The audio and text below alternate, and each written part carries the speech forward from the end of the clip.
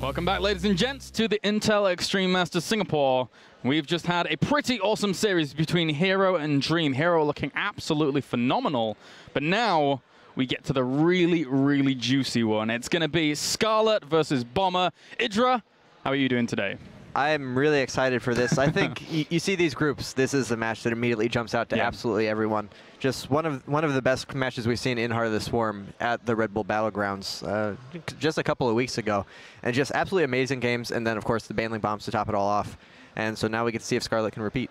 I think nobody expected that last Baneling bomb. I mean, the first one was like, oh, there's a lot of anticipation for it, but that very, very last one, you could just hear it in like Day9's voice that he just didn't have a clue that it was about to occur, but there you go. There it was. So these guys are 1-1 apiece right now in Heart of the Swarm. We had Bomber being victorious over Scarlett during WCS Season 2, Grand Finals, in fact, in Germany, Cologne, Germany even.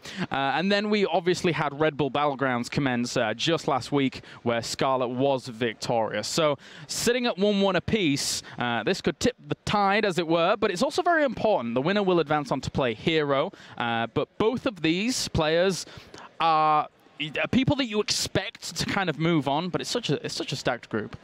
Yeah, the way Hero was playing in that last game, as good as both these players are, it kind of feels like this might even be a fight for second place. Hero just looks absolutely impeccable against Dream, and Dream, not a bad player by any means, going through the open bracket, beating a lot of good players on his way, and Hero just completely dismantled and made him look silly in doing so. And Hero right now is apparently actually the first-ranked player on the Korean ladder. He's considered pretty much the best player in Korea by a lot of people. So as exciting as this match is, a lot depends on this, because whoever loses this could very well be out of the group. Yeah. It's a tough one. It is a tough one here. Bomber, the Season 2 champion from WCS this year. Whilst we have Scarlett, who is considered to be one of the top 2 foreigners. We have Naniwa and Scarlett pretty much. No, she's the best foreigner. Yeah? No, she's the best foreigner by quite a bit, especially in ZVT.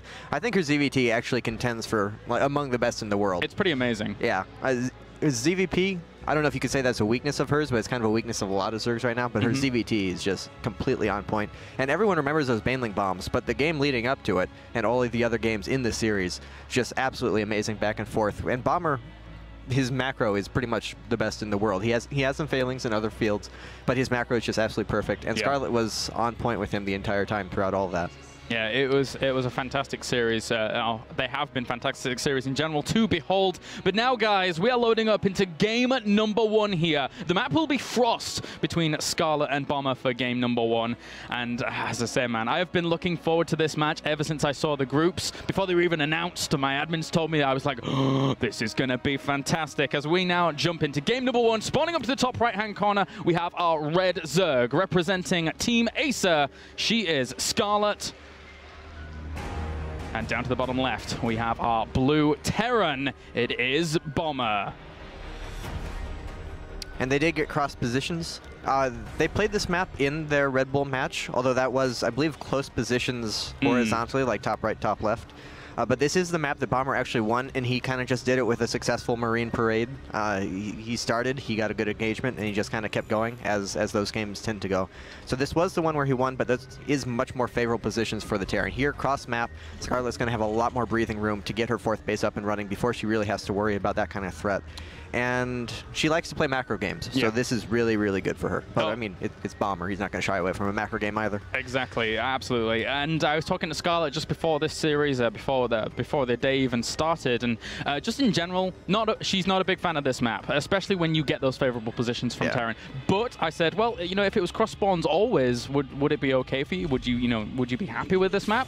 And she was like, yeah, you know, I mean, I think most Zergs in that position would be happy with it if it was cross spawns all the time. Your 4th is a little bit easier to take, much easier to take in comparison to when you're close positions. And as a Zerg player, you're not shying away from that, you know, big base kind of play, which obviously we see Scarlett going into those macro games a lot.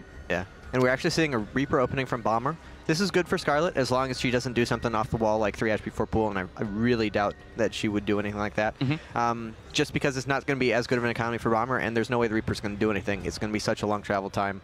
You know, Scarlett's going to have no problem holding it off, and then Bomber just doesn't have the advantage of fast CC opening. So these are not the ideal build for Bomber. But he has no gas just yet. Oh. So. Oh, is he going Barracks CC? Yeah. Barracks CC is the worst build, TVZ. I don't know why anyone does this. It's like the bad parts of everything put together. You have a slow economy, but you also don't have the Reaper for any kind of map control. I think and that Scarlett's even going gasless, so this is wonderful for her. Yeah, I think that just in general, after speaking to Scarlett before, that Scarlett is probably very, very happy with Frost actually being the first map. The reason I say that is because she was expecting Bomber to be very, very cheesy against her. And we saw that at the Red Bull Battlegrounds. Things like Proxy Reapers actually happen. Now on Frost, there's the weird. It's not easy to get something like that to happen at all. It's not going to happen. Yeah, no. it's just impossible. You put it in the middle of the map and then try, but it would be just dumb because you don't know where they spawn. So Scarlett here is going to be playing her own flow at the very beginning of this game, relatively uncontested for a long time here. Yeah, she doesn't really have to worry about anything, and she's still going gasless even though she hasn't really scouted the rack CC, and she's going to know no Reapers coming into her base. This is around the time you would see that. So she's going to know she's safe to take a third if she wants to, make a bunch of queens if she wants to, however she really wants to do this. Bomber just has no map presence right now, and he won't until he gets the Hellions up, and she's going to know that as soon as she sees there's no Reaper. So this is going to be great for her. On this map, it's good that this is the kind of the bad TVZ map that she has to play, and she got cross position on this. Hopefully this means that she got to ban out Akalon and Yunsu, because those would be infinitely worse. Yeah, and getting diagonal positions. It's not the best map, but it means that she will have better maps going forward in the series, and this is not terrible. I don't know. Even if you do have the easier 4th, though, it just gets so hard to take a 5th and 6th base. It's kind of the same problem as Whirlwind. Like, your mid-game is going to be really, really strong, but if you don't get a game-winning advantage there, things are just going to kind of spiral as Terran hits 3-3. Now, what we're seeing from Bomber here is that 3rd command center going down, so a very economic focus, and from that point on, it does end up delaying that factory a little bit, so those Hellions are going to be a less of a threat if they ever come along to put on some pressure here to Scarlett, and then she can claim her 3rd base eventually. But interestingly enough, 3rd base hasn't gone down yet for Scarlett. Is this a little bit later than usual here? Yeah, she's actually gotten 4 queens and the double gas before the 3rd. It's not so unusual. We saw very similar things from several of the Korean Zergs, in fact, yesterday, just opening with a slightly later 3rd. And it looks like she's moving out to take the central 3rd, not even the upper one, more towards the 12 o'clock position. And that's still pretty exposed. It is diagonal. It is a long rush distance, but that's right out there in the middle of the map. It's very open and exposed. 2 factories, actually, now. That's interesting. Yeah. I guess he saw Happy yesterday and liked what he saw. It's kind of weird. Uh-oh. It didn't work so well. We're in for it now, Greg. Sorry. I don't know if I ever remember seeing Bomber play Mech TVZ. He really, really likes Marines. I don't know. This could still be some kind of weird thing where he just goes Hellions and then switches into like 2 factory, either mine or tank production, and does a push like that. And he is getting a tech lab next to it, so it is going to be 2 factory blue Hellion. It really should transition into mech, but I really haven't seen Bomber play mech, so I'm kind of curious how this is going to develop for him. Yeah, and again, because there was that 3rd command center before it, there is that slight delay on something like this happening. So Scarlett... oh, this is kind of strange. He built a tech lab next to it, and now he's making... Did he just forget? What is happening? He's gonna get, maybe he drops the starport there. Oh no, he just messed up. That's strange.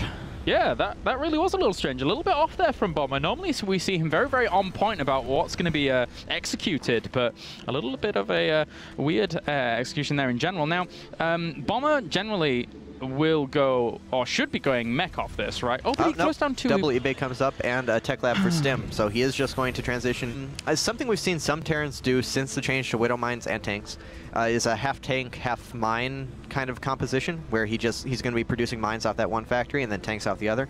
I think that's most likely in this situation. He got blocked by the little creep there for a second. But funnily enough, Scarlett actually played a very similar game just before the start of today against something like this with minus the 3rd CC. So the Blue Flame Hellions hit very, very quickly, and then it was a transition onto Marine Widow Mine. But Scarlett was thrown off thinking that it was actually going to be mech after seeing Blue Flame Hellions. So Scarlett's going to be very, very diligent about her scouting here. She's going to make sure that it's definitely not mech after the Blue Flame Hellions have hit. And then from that point on, she'll be able to react accordingly. She does have that Overlord down by the 3rd base of Bomber, so she should be able to go in and scout exactly what's going on as soon as she starts to question it. And she is going melee upgrades, so she is well set up for a bio game thus far, as long as she holds off these Blue Hellions, which honestly could be kind of a problem for her. She only has, how many?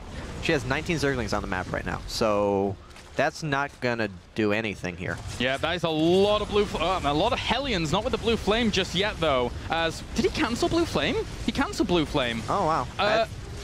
That's kind of strange here, but regardless, he's doing quite a bit of damage. He's already killed off 9 workers. The Zergling's trying to get into good positions. The Queen is already zoning this out, but he does get 1 Queen kill.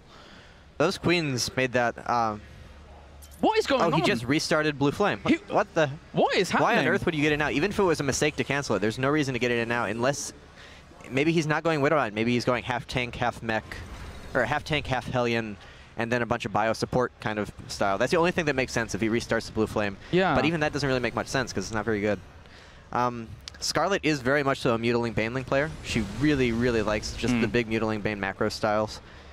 But she's completely capable of playing a Roach-based style as well. We saw her play that much more previously before Mutas got buffed. Like, so. If he hadn't have cancelled the blue flame whilst all of this is going on, then maybe it would have thrown off Scarlett a little bit to question what his opponent was actually doing. Oh, but no, she's seen all the barracks anyway. Yeah. So she's still just going to stick to the Ling Bane Muta. And I think Scarlett's going to be all right here for this transition on. He's produced a couple of Widowmines, but now he's back to Hellion production. So I think it will just be this like weird conglomeration of mech units in support of a big Marine army. That's very, very strange. But again, she is a very heavy Mutiling Baneling player. And she hasn't seen anything. We don't even have a Roach Warren, much less Roach production. So maybe this works out. Maybe the Blue Flame Hellions are enough to deal with the Zerglings. But she's going to have a pretty big advantage just in terms of macro and army size and army composition. Because upgrades even going in her favor as well here, as her 2-2's about to finish and complete. But there is no indications of any kind of hive on the way just for now, so there's not going to be a 3-3 out for quite a while for her. She's going to have to contest against 12 Marines at any given point in time, which is certainly a lot to deal with. But generally, if the Terran player was going for the normal Marine Widowmine style, they'd be pushing out across the map right now. And Scarlett's creep has gotten so far, considering that it was a Hellion opening. Yeah, that is, if you know Scarlett for one thing, is probably going to be her creep spread. Yeah. If you let her go for just a couple of minutes, the entire map is going to be covered, and we can see that here. And on a big map like Frost, that's even more important because there's just so much room for maneuvering if you have the creep to allow for it. She's going to be able to be everywhere at once very, very easily. What a bizarre game we're seeing. And the blue flame is now finished, so it's going to complement this. Yeah, she saw it. So she knows. Or should know. And now some Hellbats too, so it's just kind of everything coming out here. But no tanks though, so that tech lab was just kind of there. I kind of like the addition of this many Hellions against a Ling Bane Muta style, because it is going to kill off that ground army very quickly, but... His army is just so absurdly small though, and he has no good counter to Banelings here at all, besides control. The Hellbats really don't do much. The Hellions honestly don't do that much. Banelings seem like light units, but they actually are armored units, so they don't take the bonus damage from the blue flame. And I'm under the impression that right now Bomber would like to be in Scarlett's face and actually trying to do some damage at the bases. Oh, she forgot centrifugal hooks. She doesn't have Baneling speed for another like 120 seconds or so. But the creep's going to scare Bomber off, and I think she can hold this anyway without it. But if she had it, she could destroy that army on creep. Mutalist's going to fly around to the third base and actually put on some pressure, but there is a bunker and missile turret there, so we won't be able to do too much. That's a big army from Bomber. He just brought out like twice the units he had originally. This is actually getting very scary for Scarlett. Very, very strong macro here from Bomber. He is slightly supply blocked at 188, but it's still a terrifying army here as the Mutalists try and find small little weaknesses in the armor here of Bomber to catch a Hellion or two, just nibbling away at that army and buying some time. But Bomber's doing a great job of pushing across this creep despite its spread being very strong initially. Baneling speed is still only about half done. She's doing a great job buying time with those mutas, as you said, but needs to buy a lot more. She's doing the right thing. She's making a ton of Banelings. Banelings are the counter to the composition, but without speed, they're just not as efficient as they need to be. Yeah, still needs to hold on. That third base is now under jeopardy as the Widowmines will move forwards here to try and find a good position. They do have tunneling claws. Centrifugal Hooks is going to finish very soon. The Scarlett's going to split off just a few Banelings at the front and keep doing that, splitting off these small sections of army to try and catch position and try and push Bomber away until Centrifugal Hooks is done. It's about to finish, and there we go. She's going to go straight for it as that Centrifugal Hooks does finish up. A lot of Banelings crashing forward through it and obliterates this army. Scarlett is absolutely flying and furious. That was completely perfect by her. That was a gigantic mistake. I thought she was in a lot of trouble, but she has bought infinite amounts of time with both her creep spread, which forced Bomber to spend so many scans to actually get across the map, and really just perfect muta control. And now she has a hive coming out. Yeah, exactly. I mean, and 5th base coming up as well. Already has gases up there, and such an army advantage. It's as if she looks very comfortable right now. She does seem very comfortable. Yeah. And after a mistake like that, that's the kind of thing that should have been a game-ending mistake for getting Baneling speed for that long against a style like this from Bomber. But to keep her composure under that, that's really just... Oh, she doesn't have a drone on gas there. That's actually kind of a problem. Because she really needs a ton of Banelings to beat this. You cannot beat it with Mutiling, but Banelings are very good against it. Of course, Banelings mean you need to have a lot of gas to throw away. Yeah, Thors are being worked in now. 3-3 is also on the way for Bomber. So his army is going to become still quite considerably powerful, as the 3rd base is going to get ransacked. There's a few Banelings. Banelings. Burrowed as well, but those Marines are not stepping over it just yet. There is a few little ones on the left-hand side, but it's not worth detonating. That's not... Ooh, that was bad. Yeah, that was not very good at all, but... She still has an army advantage. She still has... she doesn't... Her macro is too good. She doesn't really have too much of a bank. She does not want to engage us. She needs to run away right now. Yeah, cancels all the Banelings, wants to save that money and will head off back. But those 4 Banelings in between the 3rd and natural, if she can lure with Mutalisks back up to the natural, this could work out quite well for her, considering the army position in its entirety. There is a big chunk of Marines down there just kind of waiting to die to that if she can get them into position. And she's going for the 4th base now, which will force the Marines to run up. It just depends what path they take. I don't think they'll go over the Burrowed Banelings. So. Dude, Bomber might not learn his lesson. There's been this before. It's 3-3s on the way, as well as +3 for the Flyers as well. So those Mutalisks are also going to be quite considerably powerful as those Marines. She wants to lure it back to the natural. If she goes to the 3rd and then back to the natural, or vice versa, they probably will walk over those. But it's going to take quite a lot, I would say. And it's getting to a point where she really needs that. Bomber's army is getting kind of out of control, and he's going to have a big 3-3 timing window. He already has +3 weapon, +3 armor is about to finish, and hers are quite far off. And she really just doesn't have the money to trade. She can't just throw units at him until he goes away. She really needs to win fights badly. Because she's not even maxed. He is, and he's building up a bank, and she is not. One of the slight advantages of good creep spread, as well as being on a very, very open map, is that you can spread your units out very well in the middle here. As she is going to move straight on into this natural, completely go around a lot of that army and push these Marines on back. She's actually going to exit past those Banelings and try and lure. Oh my God! Actually hitting so many of those Banelings on the ramp as well. Bomber did certainly not learn his lesson, as he took a lot of damage. And Scarlett now completely obliterates Marine after Marine. There's still more! She can do it again!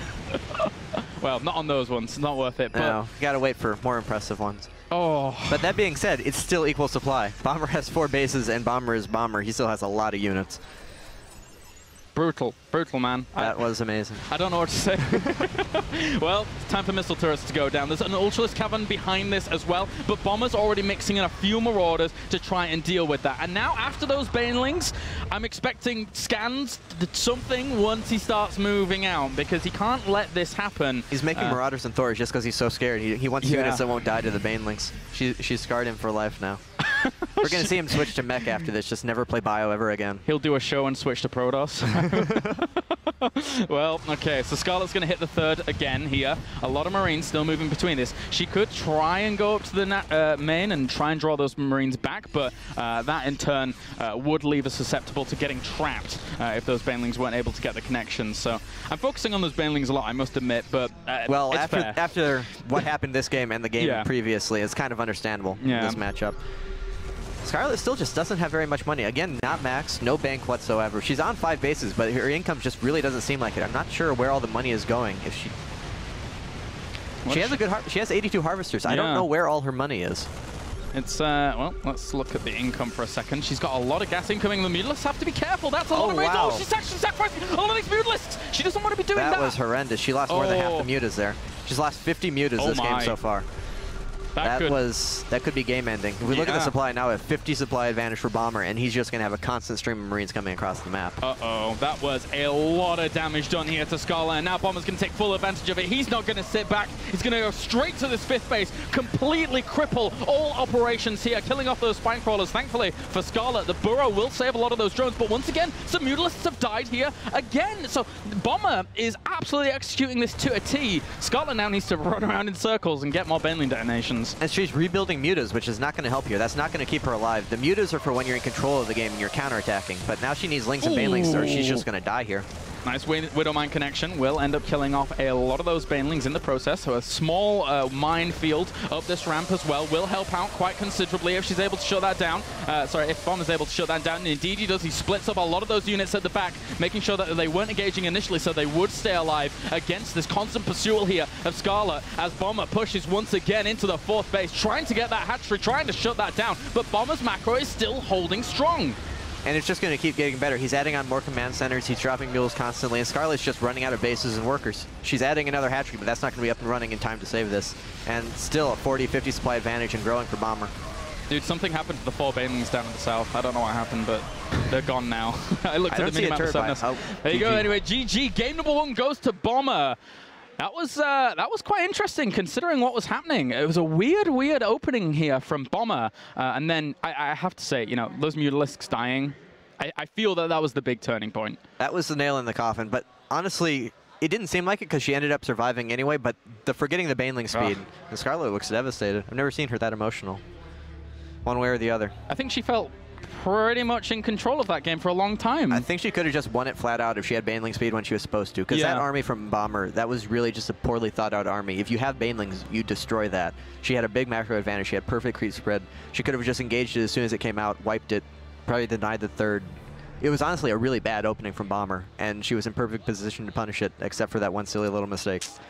It's a tough one, but between these two, fireworks do end up flying in every single game, and it wouldn't be a Bomber Scarlett game without something a little bit unexpected happening, be it Baneling connections or a complete turnaround of the game. Second map is going to be Akelon Wastes here, Idra. That's interesting. It's not as big of a problem as it is against a mech player like Happy, like we were talking about yesterday. That's almost a go-to ban against him, but it's still not the best CVT map. Terran gets 4 bases pretty easily. And Scarlett, she really seems to prefer that heavy muta, slightly later hive, very harass and counterattack based style. And that's pretty good on here because when you have a lot of mutas, you can actually do something to control the Terran's economy. But it's still a tough game. And against someone like Bomber, if he gets that 4 bases running early enough, he's just going to rally units at you and not let you counterattack, because if you do, you'll die. So I don't know. This is not really the map she wants to play from 0-1 on. Well, you mentioned previously that Frost was the map that Bomber was able to take off Scarlett, and thus it does continue here at the Intel Extreme Masters Singapore. But Akelon Wastes now being our second map. Countdown has already begun. Scarlett's getting prepared and ready to go. Bomber, he's always prepared and ready to go, as he always looked so concentrated, so stern about going into these games. And again, I'm looking forward to this. This was already going to be my highlight of the day. It was almost surpassed already after seeing Hero play so thoroughly well in that first series. But now let's jump right on in as we have spawning down to the southern position here as our Red Zerg. Representing Team Acer, she is Scarlett. And up to the top left-hand corner, currently 1 game up in this best of 3, representing Startail, he is Bomber. And Scarlett did prove at Battlegrounds that she's able to play from behind and play under pressure. Yeah. So even though she did look pretty upset after that game, and it's understandable after that mistake with the Banelings, I don't think she's going to be too phased here. I think she's going to be able to play as well as ever. It's just a matter of whether or not that will be good enough. I really didn't like that opening from Bomber. I'm curious to see if he's going to do something similar. Nor did I. It was so strange, so bizarre. By no means was game 1 like a perfect game from either of them. There were mishaps, there were mistakes, there canceling Blue Flame. Yeah, it was a little bit strange all around. But you know, it doesn't take a perfect game to make an extremely entertaining game, right? No, often the one that's wrought with mistakes is actually more entertaining just because stuff happens. If everyone's playing perfectly, there's no holes, there's nothing to take advantage of, there's no back and forth. But when everyone messes up a little bit, then you get lots of fun stuff like those Baneling connections. Yeah, you get crazy shenaniganry. Well, Scarlett's scouting out. She's still scared of any kind of proxies that would come out from Bomber, as we previously mentioned, thinking going straight into this series that Bomber would try do something like this. But as we can already see, Bomber, well, he has thrown down a gas. So it looks like there is the opportunity for at least Reaper poking around here. Probably a Reaper opening here. That would be to be expected. And Scarlett's just going to see that, just going to comfortably go Speedling, I would imagine. And everything should develop pretty normally from here. Pretty standard openings from both of them. More standard, at least, than the Barrack CC and the gasless opening from her last game. Yeah, the initial drone scout here coming out and trying to poke away at this SCV. But Bomber knows by this SCV scout, at least, that Scarlett was a little bit worried as to what his opening was going to be, so making sure she's covering, crossing all the T's and dotting all those I's, and making sure that Bomber isn't doing anything too crazy. Drone Scout always a good option against someone like Bomber, in my opinion, because he opens up 14cc a lot, but he will mix in the occasional cheese, and in both cases, you want to know as soon as possible so you can react to it. So honestly, on any two-player map, if I'm playing against Bomber, I would be one to be Drone Scouting. But I don't know, a lot of the Korean Zergs yesterday weren't really too concerned with Drone Scouting, which I found kind of weird, ZVT. And actually, no gas from Scarlett, so she's opening up gasless against... She didn't scout the gas, I don't think. I think she just saw the barracks and ran away. So yeah, didn't want to get locked in, I guess. But she has to assume it's Reaper. This is a pretty normal Reaper map. That's the normal barracks opening. Yeah, there's good ways to jump on in there. That's strange. Well, Reaper's going to head on out. A little bit of a deviation in terms of the straight path there for that Reaper, as it will head up to the north slightly. So maybe trying to avoid Overlord, this Overlord, whatever. It doesn't really matter. The point is that Bomber's going to get over there pretty quickly. He does get spotted by the Overlord over at the natural here of Scarlett. And for now, she's just going to have to micro her heart out with these drones. Yeah, she's not going to take any damage from it. That's not the problem with not opening up gasless. It's that she's not going to be able to take her third until she actually pushes creep and queens out there, because she's not going to have the speedling to push the Reaper back. But we saw last game, even when she has a free chance to take the third, she prefers to get double gas and 4 queens before it. Oh, that was very sloppy by her. She could have just built an extractor. Should have just built an extractor and saved it. So maybe Scarlett, that's a pretty basic mistake. She might be a little bit tilty. I guess she may have had more confidence in the fact that that queen was just about to finish up, or something to that effect. But it was a little bit strange, as there could have been that extractor. Doubles go down so that she can end up getting that speed out a little bit quicker, as opposed to just 1 gas, which would have been earlier, of course. But now we have that third command center going down for Bomber. So big macro focuses from him, and just not what Scarlett was expecting at all initially from this series. No, I guess he wasn't too phased by the loss at Battlegrounds. I guess he's still pretty... But, I mean, it's Bomber. He's always going to be comfortable in a macro game.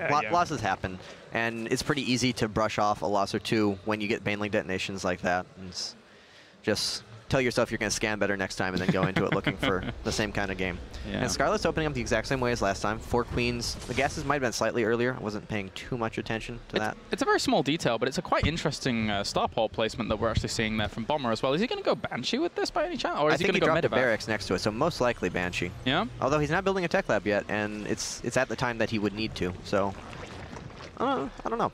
I have to keep an eye on that. The starport should be finishing shortly, so we'll see. I would imagine Banshee.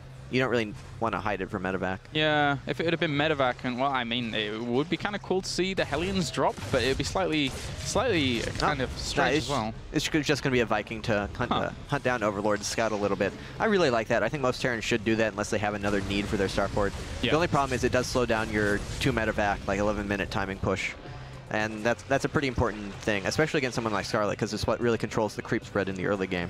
Yeah. But it's just so annoying for Zerg. Oh, and a really nice little not pick-off, but delay on the third hatchery there. And her third hatchery is already so late that every second counts at this point. Yeah, it really does. Scarlett's just trying to push this creep spread out. Bomber using a more conservative Hellion approach in game number 2, as opposed to game number 1, to try and keep that back. And does not get the creep tumor there just yet.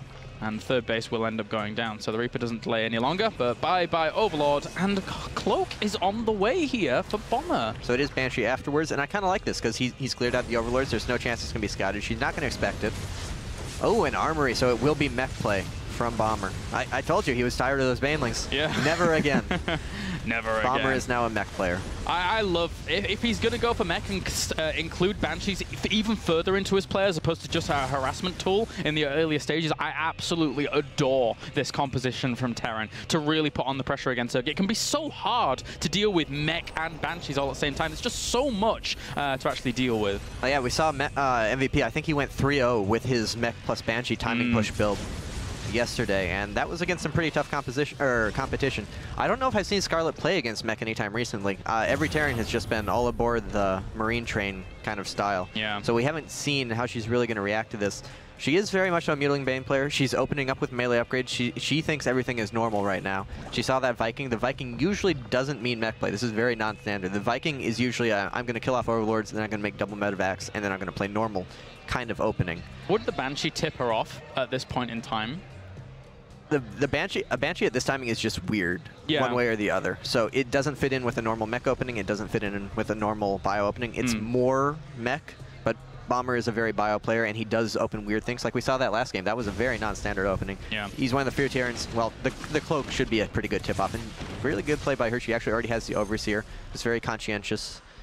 Make sure she's not going to take any more damage. And seeing Cloak there is a bit of a tip-off. She should be making an Overseer and trying to scout or something at this point, at least to find out. But starts +2 melee here, so that's not really indicating. So she still thinks it's bio, and yeah. that's not very good for her. So, I mean, normally if she thought it was mech and knows it's mech, she will throw down that Roach Warren instantaneously. I mean, it's the right thing to be doing in the end there. But we did see King Kong playing Mutiling Bane into Swarm Host, into other stuff against mech the other day.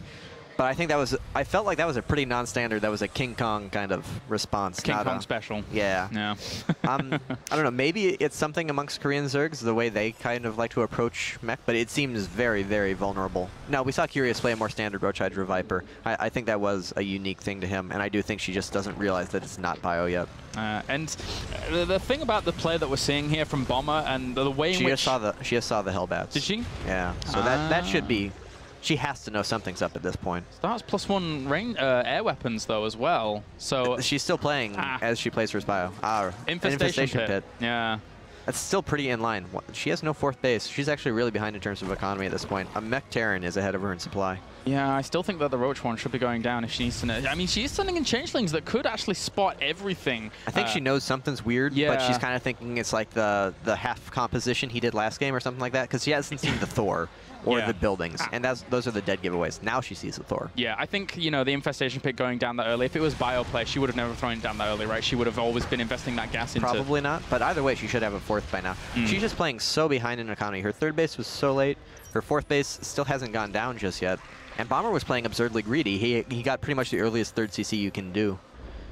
I don't know. This is pretty scary for Scarlett. If Bomber does an MVP-ish timing, and he might even go, he's going to go even more aggressive because he's not even building tanks. He's just going to go Thor Hellbat with some support.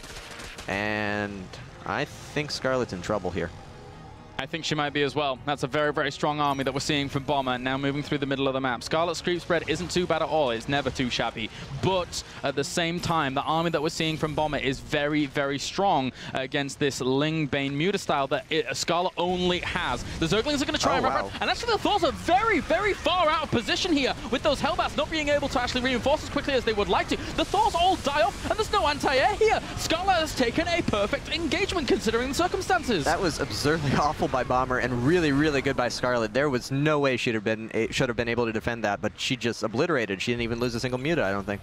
Wow. That was absolutely what Scarlett needed. Yeah. And they still even supply. Scarlett's economy is still quite behind. This is not a one game by any means, but that was exactly what she needed to give herself a chance here. And Zerglings and Banelings going to move on forwards again here. Blue Flame is completed here for those Hellbats, but at the same time, those Banelings really didn't do anything. And apart from 1 or 2 detonations at the very end, Scarlett will have to fall back. And Greater Spire starts, so she's just going straight into Broodlords. And killing that army off might give her the time to get to them. And if you can get to Broodlords before the Terran mech makes its air composition switch, before it gets 4 or 5 starports down, those Broodlords are really, really strong. Even with the new Thor, like, single target anti-air shot, if you don't have Vikings and Ravens going, and 10 Broodlords show up with some support, you're kind of in trouble. It does really hit. It hits really hard, though, with +2 weapons. It does. Especially +3 if that gets going later on. So. Yeah, I don't particularly like it, but if you get them out fast enough, that's the one time the Broodlords can work.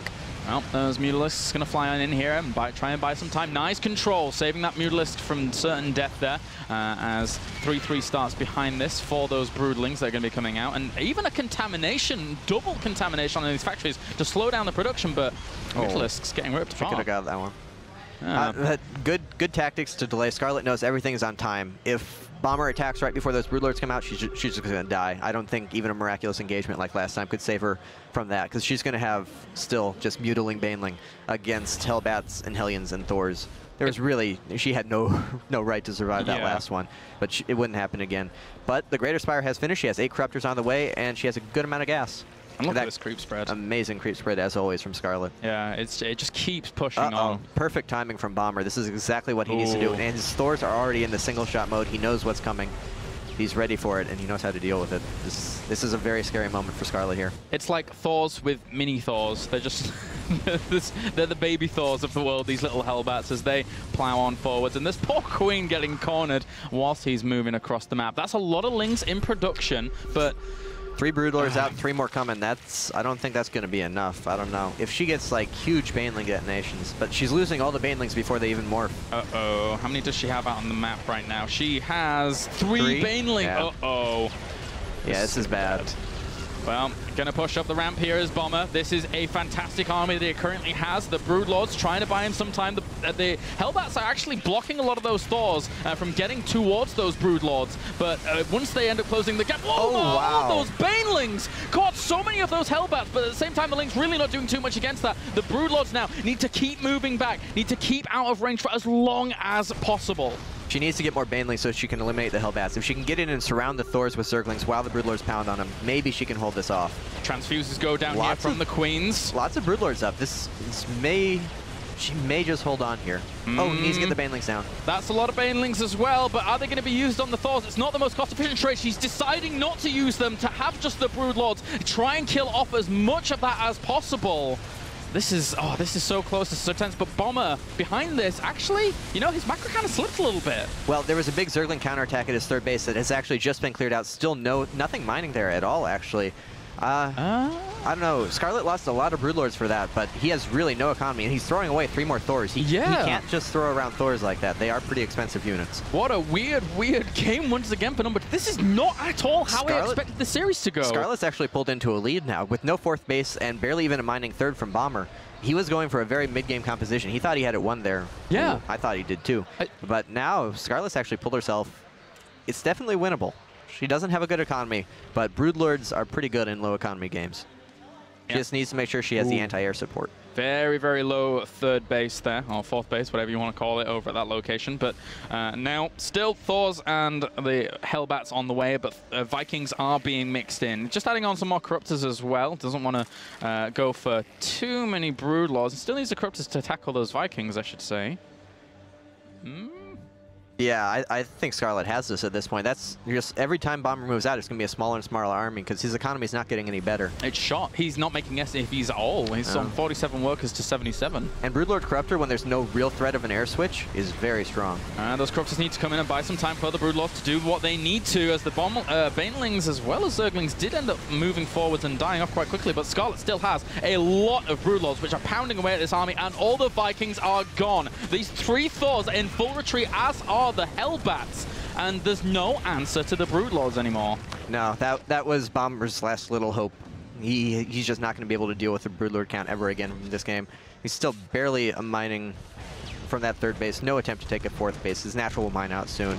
And Scarlett, she still has 2 bases running fully, and she has 2 more expansions to take as soon as she wants to build some drones for it, and pulled into a 50 supply lead. So Scarlett has survived.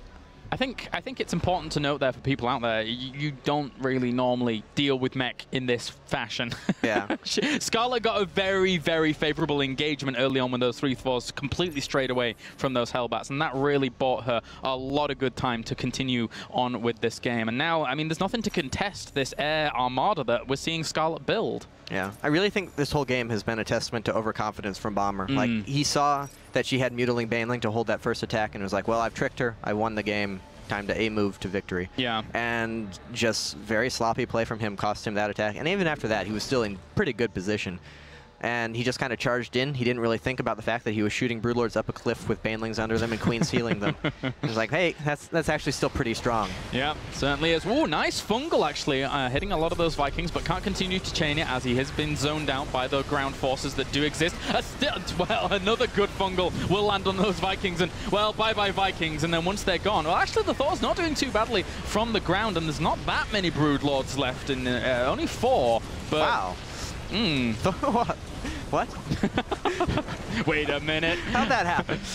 Well, she's Lings on the way at least. Yeah, she should be fine. He still doesn't have any economy. Look at the creep. It's like blocking all 4th base locations. Her creep spread is just absolutely disgusting. Oh dear. Yeah, it's not that easy for Bomber to really transition out of the current position he's in. So, There's just a lot of Zerglings on the way. There's not even that many Hellbats now with these Thors, so if she just makes a load of Zerglings and just floods on in, I don't know how the Thors are going to react. I don't know. Once Thors get to 3-3, it's pretty hard for Zerglings to kill them. You just don't get the surface area to actually put out the DPS. She only has, what, 5 Broodlords, I think, once those finish, and they're dying pretty fast. Yeah, they are. This is strange. Thors and Vikings More doing Thors very well. coming in. Infested Terrans land as well to try and kill all this off, but because, you know, the Vikings also benefit from the mech upgrades now as well with the weapons, it does make for a very, very strong composition against this, but she's still going to push it away. Those 4 Thors, poor little fellas. Yeah, this should be the end of it. I don't know. I feel nervous calling anything after how this game has gone, but that really should be the end of it. And, well, Broodlings will nibble away and kill those off. But you're right. I'm quite nervous as well. I'm like, is this going to work? Okay, and there you go, GG! Go. Game number 2 goes to Scarlett, tying things up 1 apiece. And what a weird series, man. That was just really good patience from Scarlett. She was getting the only possible engagements that could win her the game 2 or 3 times there early on when she really, really deserved to die. I think even she knows that. Yeah, she looks kind of bemused after that game. I really want to know, like, I hope if she wins the series and we get the interview, I really want to know at what point she figured out it was going to be mech that game. Because if Mutiling, because throughout history of StarCraft, people have tried Mutiling Baneling to hold against mech and thinking, okay, I'm going to invest as few resources as possible, get up to Hive, because that's how you actually beat it. And they always die. Yeah, yeah. I don't know if she was just trying it and it actually worked out for once for her there, or she got caught and made the best of a bad situation. It worked out really well for her one way or the other. Well, and now we get Polar Knight. Wow, okay. Yeah, I don't like any of these maps, CVT. I'm really curious what she vetoed. Yeah. It must have been Yunsu, but she had a second veto. I don't know what she spent that on. Not very happy with Polar Knight in terms of taking the 3rd base for a Zerg. Very, very difficult, very wide open. We may even see like a 2-base Mutaplayer come out of Scarlett, but that can certainly be a factor here on Polar Knight. I actually really, really like Mutas on this map. They're very, very good because the bases are so wide open on every single angle. Yeah, they are. But you have to comfortably get to a Mutaflock before. That's true. And I mean, if she does do it, she's great with that style of the play. That's actually, it seems to be her preferred style in macro ZVTs. But I mean, this is the perfect map for the Marine Train kind of play, and Bomber's been doing that since back in Wings of Liberty. I don't know. Surviving up to a 4th base, I can see being very difficult for Scarlett here unless something funky happens early on. Yeah. I'd be very surprised if Bomber played mech again, or another weird opening. She's very amused by something. I think she's like watching the replay back. Is like, ha ha ha, that happened. Ha ha, I caught those 3 Thors. Ha ha ha. Take that, Bomber. I still can't believe he was just that, because that was literally the only way. He could have won the game there, right? He should have. Oh, something exciting just happened. Something exciting happened, but yeah, it's this series, man. But yeah, he could have won the game right there. So Bomber has to be kicking himself a little bit after that position, after being, I would say, so far ahead when it comes to the compositions. And now Scarlett has joined the lobby. We're going to be getting into game number 3 in a second between Scarlett versus Bomber. Down to the wire, 1-1. One more map will decide who advances on to play against CJ Hero. So regardless of who wins, despite this being a pretty fueled rivalry, they don't get any fantastic prizes if they have to play against Hero next. No, they don't. I'm actually really excited. Whoever wins this against Hero should be a fantastic match. Yeah, definitely. Hero, I knew he was good going into this tournament, but after watching that last match, he just manhandled Dream. It was very impressive. Very, very cool to watch. All right, guys. Game number 3 is loading up. Polar Knight is our map, as we have Scarlett and Bomber loading up to find out who advances on to play CJ Hero and who will fall down to play against MVP Dream. It's worth noting that dropping down to play Dream is no cakewalk either. No. As mediocre as he looked against Hero, he's an excellent player in his own right. Yeah, I think his TVZ really shines. Scarlett would have a bit of a hard time against him, but Scarlett's TVZ is one of the best in the world when it comes to Zerg players. And anyway, spawning up to the northern position, there she is herself, representing Acer. She is Scarlett. And down to the south, we have our blue Terran representing Startail. It's Bomber. That last game was just so impressive from Scarlett. Like, despite the mistakes she made to get herself into a bad situation, actually having the patience to pull it out there, especially when he was pushing up into her natural. I don't know. I did not expect her to be able to hold that off. I thought the Thors were just going to take the Broodlords down, but she waited until the last possible second.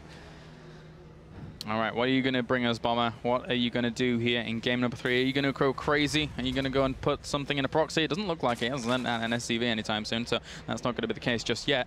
I won't be surprised if Bomber actually just goes full macro mode and goes for something like a CC first, because Scarlett's really not going to be taking any risks. She's not really the most aggressive of players early on in this matchup. She's just scouting out for proxies. If she ever does go for anything aggressive, it's normally like 14-14, and then that's the extent of what I really see from Scarlett. Yeah, she used to Roche Bane Bust quite a bit, as did every Zerg.